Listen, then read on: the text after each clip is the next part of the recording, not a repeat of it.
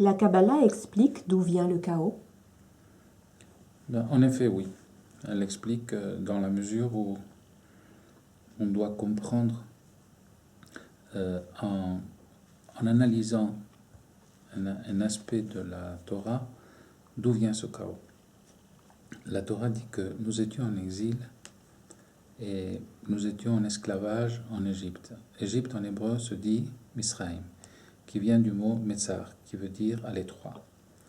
Et en fait, ça fait allusion à l'étroitesse dans laquelle se trouve l'âme quand elle rentre dans un corps et qui lui crée une sensation de claustrophobie. Ça ressemble beaucoup à quelqu'un qui est enfermé avec 4 ou 5 ou 10 personnes dans un ascenseur et pendant, mettons, 10 heures, eh bien, ils vont chercher une sortie et s'ils ne trouvent pas la bonne sortie, eh bien, le stress va se poser et puis il va y avoir du conflit, il va y avoir de mauvaises qualités qui vont se manifester comme les nerfs, la haine, la rage.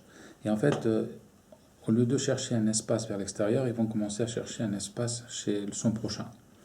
Et quand on cherche un espace chez son prochain, on est en train de lui voler son espace vital et sa force vitale. Et ça va créer des fissures dans le monde spirituel. En fait, ce qu'il faut, c'est montrer la porte de sortie à cette sensation de mal vivre que nous avons de façon inconsciente parce qu'on ne se souvient pas de nos vies passées, ni on ne se souvient pas non plus de la vie de l'âme quand elle n'était pas encore incarnée, qui était une vie beaucoup plus libre que celle que nous avons dans un corps.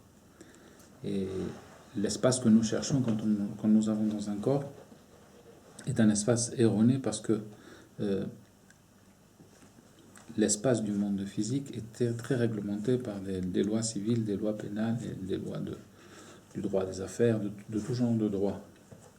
Par contre, les lois spirituelles, une fois que l'âme se libère, est beaucoup plus ouvert. Alors, ce qu'il faut comprendre, c'est que on a une sensation inconsciente, étant donné qu'on a oublié comment fonctionnait notre âme avant de s'incarner, parce qu'il y a un effet d'amnésie quand l'âme rentre dans le corps, on a une sensation de mal vivre. Et cette sensation, on essaye de la couvrir comme on peut. Mais s'il y a un maître qui vient et qui nous explique quelle est la porte de sortie, par la voie de la méditation, par la voie de l'étude des noms de Dieu et par la voie de la concentration sur les sujets de la Torah, et je parle des sujets de la Torah dans le sens le plus secret qui est le Zohar, et bien là on va avoir une sensation de bonheur, une sensation de plaisir, et on va pouvoir apporter dans ce monde des méthodes pour contrecarrer les lois du Tikkun. Et là on va commencer à se sentir heureux. Et c'est là que les miracles pourront avoir lieu. Autrement, on va dépendre durement des lois de cause à effet du monde physique qui, lui, est implacable. Voilà, donc le but de diffuser nos cours, c'est de donner à tous les internautes et à nos élèves la clé de la porte de sortie pour éviter cette claustrophobie qui crée tellement de chaos dans ce monde.